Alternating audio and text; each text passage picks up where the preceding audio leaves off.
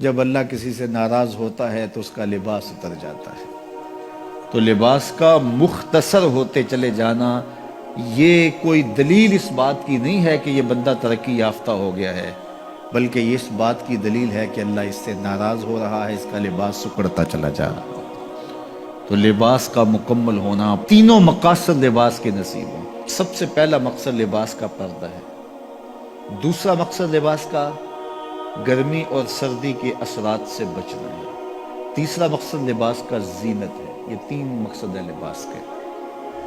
پہلا مقصد پردہ، پردے کی چیزوں کو چھپانا، جن کا پردہ میرے رب نے رکھا ہوا ہے۔ دیکھو، اللہ نے حضرت انسان کو شعور دیا، اس لیے اس کو پردہ کرنا پڑتا ہے۔ جن کو شعور نہیں ہے ان کے پردے کا قدرت نے خود اہتمام کیا ہے۔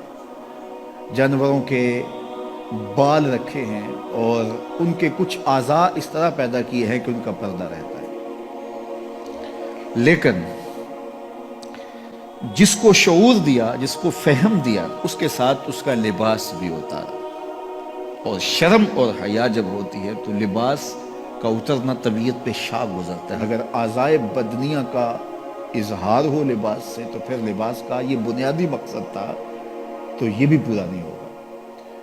اس لیے فرمایا، جو عورتیں لباس پہن کر بھی ننگی نظر آتی ہیں قیامت کے دن برہ نہ اٹھائی جائیں گی، رسوا کر دی جائیں گی۔ لباس پہننے کے باوجود بھی وہ جو ہے وہ برہ نہ دکھائی جائے گی۔ ان کے اعضائے بدنیہ کا اظہار ان کے لباس سے ہوتا ہے، تو پھر وہ لباس کیسا ہوگا؟ لباس تو پردے کے لیے تھا، زینت کے لیے تھا، موسمی اثرات سے بچانے کے لیے تھا۔ یہ تین مقصد تھے لباس کے، تو بنیادی مقصد پردہ تھا۔ تو اگر وہی حاصل نہ ہوا تو پھر لباس کا مقصد کیا ہوا؟ تو یہ بات ذہن میں رکھیے گا کہ جب کسی بھی معاشرت میں ان کا لباس سمٹتا ہے تو پھر معاشرے کے اندر جو ہے وہ بے حیائی پھیلتی۔ آج کل یہ شارٹس پہننے کی عادت ہو گئی ہے اور اس میں یہ گھٹنے بھی ننگے ہوتے ہیں، جبکہ گھٹنا شامل ہے آپ کے پردے میں، آپ کے سطر میں۔ مرد کا سطر گھٹنے سے لے کے ناف تک ہے۔ اگر کسی مجبوری سے یا کسی وجہ سے وہ کوئی ایسا لباس پہنتا بھی ہے تو وہ اپنے گھٹنوں کو ننگا نہیں رکھے گا اور ننگا نہیں ہونے دے گا، تو یہ اس کے پردے میں شامل ہے۔ تو قوموں کا بے لباس ہونا یہ قوموں کی تہذیب کا پتہ دیتا ہے۔ میں وہاں اندلس میں گیا تو کرتبہ میں اور غرناطہ میں تاریخ دیکھنے کے لیے میں 2 دفعہ گیا، اور مجھے یہ تھا کہ میں جہاں مسلمانوں نے ایک مدت تک حکومت کی ہے ان مناظر کو اپنی آنکھوں سے دیکھوں۔ تو غرناطہ میں بھی دیکھا اور کرتبہ میں بھی یہ دیکھا کہ ان کے پرانے مکانوں کا جو طرز تعمیر ہے وہ یہ ہے کہ ان کی جو کھڑکیاں ہیں وہ قد آدم سے اوپر شروع ہوتی ہیں۔ یعنی ہمارے ہاں تو وہ آج کل یہ نیا جو طرز تعمیر آیا ہے کچھ عرصے سے کہ 4 فٹ کی گلی ہم اطراف میں چھوڑتے ہیں اور دیوار اوپر کر کے تو کھڑکیاں نیچے تک لے جاتے ہیں، تو تاکہ ہوا کی گزرگاہ آسان ہو۔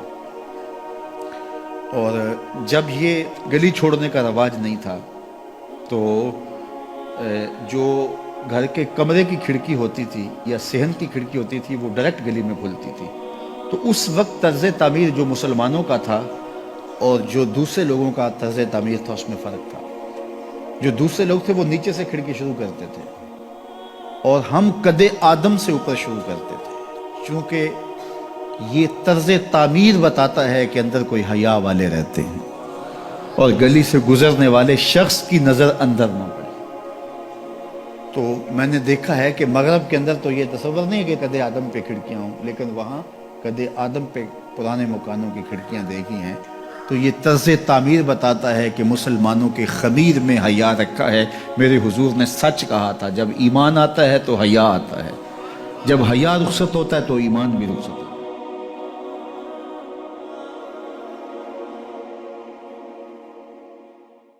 Mm-hmm.